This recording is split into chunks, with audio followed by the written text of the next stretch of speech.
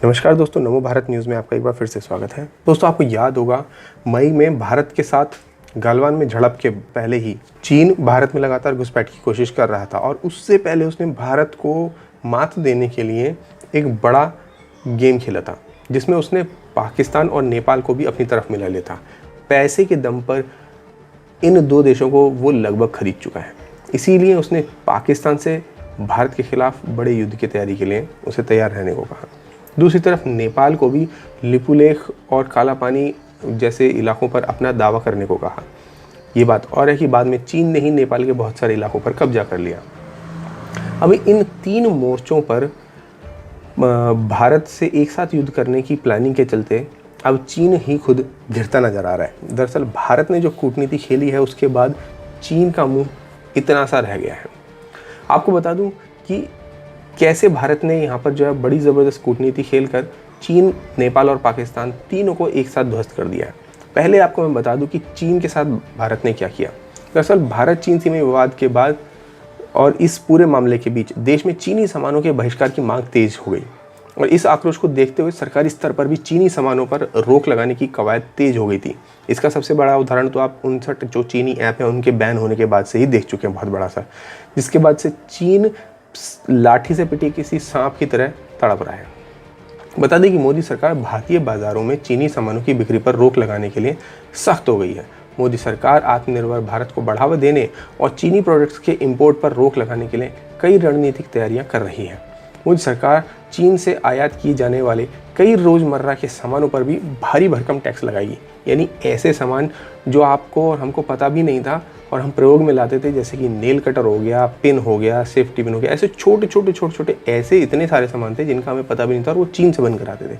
उन सभी पर अब रोक लगाने की तैयारी हो चुकी है। इसके लिए इन पर इतना भारी टैक्स लगाया जाएगा, इतना भारी टैक्स लगाया जाएगा कि चीन का सामान सस्ता ही नहीं रह जाएगा। आपको बता दूं, ये जो टैक्स है वो अगले 5 साल के लिए लागू रहेंगे। इसके साथ सरकार ने चीन से आयात होने वाले प्रोडक्ट्स पर पूरी तरह पाबंदी लगाने के लिए इन्हें 2 कैटेगरीज में बांट दिया है, जिस पर तेजी से काम किया जा रहा है। सूत्रों से मिली जानकारी के अनुसार जितने भी सामान इंपोर्ट किए जाते हैं उन्हें सरकार ने 2 कैटेगरी में बांटा है। साथ ही सरकार ने इन दोनों के लिए अलग अलग रणनीति भी तैयार की है। पहली कैटेगरी में कम कीमत, ज़्यादा वॉल्यूम वाले आइटम्स जैसे रोज़मर्रा में उपयोग होने वाले सामान, किचन में उपयोग होने वाले प्रोडक्ट्स, स्टेशनरी आदि। ये वैसे आइटम हैं जो वैल्यू टर्म में, वैल्यू मतलब इनकी वैल्यू बहुत कम होती है लेकिन वॉल्यूम टर्म में बहुत ज़्यादा होते हैं। इन्हें लो वैल्यू हाई वॉल्यूम कहा जाता है, जिसके लिए सरकार ने 5 रणनीति तैयार की हैं, जिस पर काम भी शुरू कर दिया गया है। इस रणनीति के तहत सरकार 5 बातों पर जोर देगी, जिनमें सस्ते इंपोर्ट पर anti dumping duty, safeguard duty, import होने वाले सामान की समस्या, समय समय पर समीक्षा होगी इन सब की, और काउंटर वैलिंग ड्यूटी लग सकती है। इंपोर्ट पर टेक्निकल स्टैंडर्ड शर्तें लागू होंगी और डोमेस्टिक प्रोडक्शन पर इंसेंटिव भी देगी। दूसरी कैटेगरी के सामान जो हाई वैल्यू के हैं और लो वॉल्यूम के सामान हैं, यानी जिनकी कीमत ऊंची है लेकिन वो क्वांटिटी में कम आते हैं, उन सब पर सरकार ने तय किया है कि इस पर तुरंत कोई निर्णय नहीं लिया जाएगा। लॉन्ग टर्म पॉलिसी के तहत पहले इसका प्रोडक्शन बढ़ाया जाएगा अपने देश में, उसके बाद धीरे धीरे उसी अनुपात में उस पर रोक लगा दी जाएगी। कश्मीर और इसके अलावा जो है कश्मीर में और नागरिकता संशोधन को लेकर भी जो है एक बड़ा जो निर्णय सरकार ने पिछले साल लिया था, उसके बाद जो है भारत के एक पड़ोसी देश था मलेशिया, उसने भी उस समय पर चीं चांचू की थी। अब उसी नीति पर जो है मलेशिया को बहुत तगड़ी जो है मात खानी पड़ी थी। भारत ने क्या किया था, उस समय पर मलेशिया से आने वाले सभी ऑयल्स के ऊपर इंपोर्ट ड्यूटी कई गुना बढ़ा दी थी, जिससे उसका जो पाम ऑयल था वहाँ से भारत में लाकर बेचना बहुत ही महंगा हो गया था, जिस पर मलेशिया की सरकार के ऊपर दबाव बनता चला गया था और अंत में जाकर भारत से पंगा लेने के चक्कर में जो वहाँ के राष्ट्रपति था उसको इस्तीफा तक देना पड़ गया था, महातिर मोहम्मद को। अब वही जो रणनीति है वो चीन के खिलाफ भी लड़ी जा रही है और वही सेम रणनीति जो है अब भारत ने अपने एक और पड़ोसी देश के साथ चल दिया है। जी हाँ, नेपाल, जिसको चीन ने अपना पिट्ठू बना रखा है।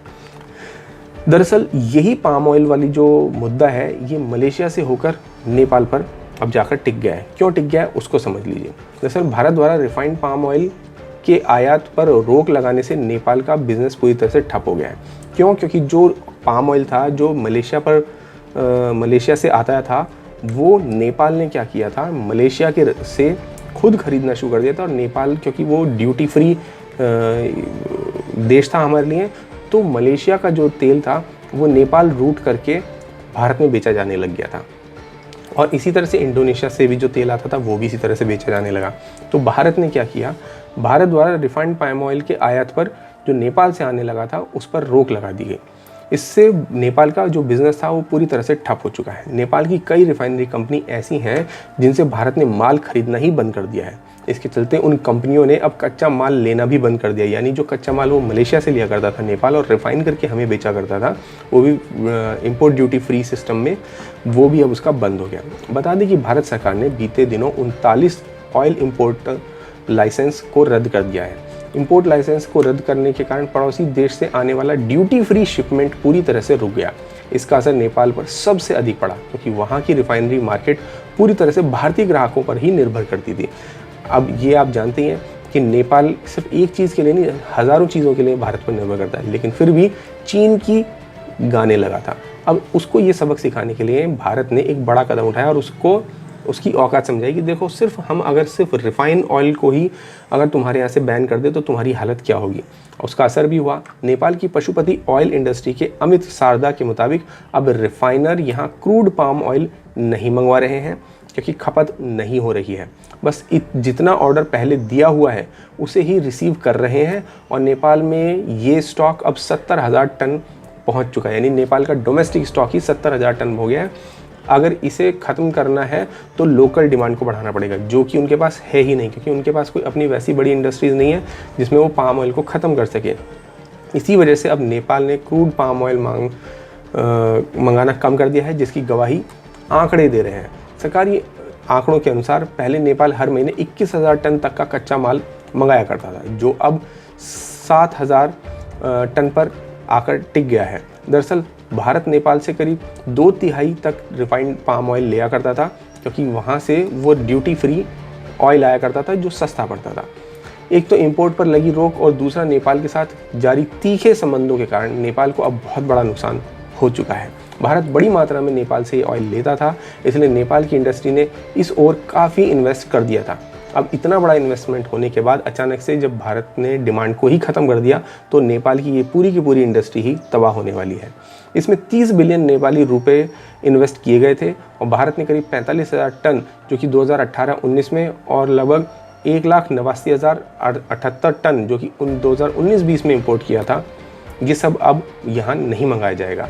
अब भारत सरकार का मानना है कि इस सुविधा के तहत हो रहे कारोबार में दक्षिण एशियाई मुक्त व्यापार क्षेत्र यानी कि साफ्टा की शर्तों का उल्लंघन किया जाने लगा था नेपाल की तरफ से, क्योंकि इसके तहत इंडोनेशिया ओरिजिन का तेल भी नेपाल और बांग्लादेश के रास्ते भारत भेजा जा रहा था, जबकि इस संधि के तहत स्थानीय उपज ही ज़रूरी है, यानी नेपाल के अंदर जो उपज होती पाम ऑयल की सिर्फ वो भारत को ड्यूटी फ्री माल के तहत भेज सकता था। लेकिन नेपाल ने इसमें धोखा किया और चालपंती की और जिसके चलते हुआ उसे नुकसान उठाना पड़ा है। अब बात कर लेते हैं पाकिस्तान की।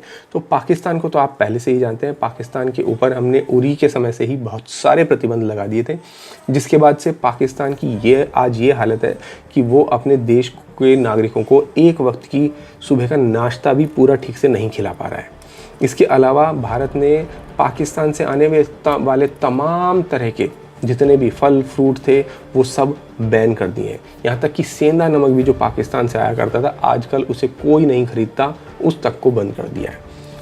अब यहाँ ये समझ लीजिए कि पाकिस्तान की हालत इस समय ऐसी हो गई है कि वो यानी उसका जो प्रधानमंत्री है उसको लोग इमरान खान की जगह कटोरा खान कहना शुरू कर चुके हैं, क्योंकि वो भीख का कटोरा लेकर कभी सऊदी अरब पहुंच जाता है, कभी वो वर्ल्ड बैंक पहुंच जाता है, कभी यूनाइटेड नेशंस के आगे रोना रोता है, तो कभी अमेरिका के सामने रोना रोता है।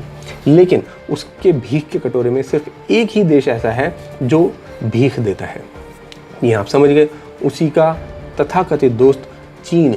अब चीन को भी ऐसा क्यों करना पड़ता है, क्योंकि चीन अगर उसके कटोरे में भीख के कटोरे में भीख नहीं डालेगा तो पाकिस्तान के जो आतंकवादी हैं वो सीपैक कॉरिडोर के आसपास अपना अड्डा बनाए हुए बैठे हैं। अगर भीख चीन को नहीं मिलती है तो समझिए कि जो आतंकवादी हैं वो सीपैक कॉरिडोर को पूरी तरह से तबाह कर देंगे या वहाँ पर प्रोजेक्ट को चलने ही नहीं देंगे।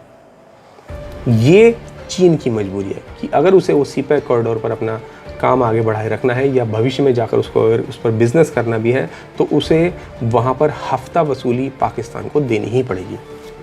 ये सब चीज़ों के चलते अब चीन, पाकिस्तान और नेपाल, इन तीनों देशों को एक साथ झटका दे चुका है भारत, जिसके बाद से ये तीनों देश ही परेशान है। सोचिए, जब आर्थिक मोर्चों पर इनकी ऐसी हालत भारत ने कर दी है तो इनकी कहाँ औकात है भारत से अकेले लड़ने की। तो दोस्तों, आपका इस पूरी वीडियो पर क्या विचार है हमें कमेंट बॉक्स में लिखकर जरूर बताएं। साथ ही साथ इस वीडियो को ज़्यादा से ज़्यादा शेयर करें। धन्यवाद। जय हिंद। वीडियो को लाइक, सब्सक्राइब और शेयर करना ना भूलें। अपने विचारों को कमेंट बॉक्स में लिखकर हम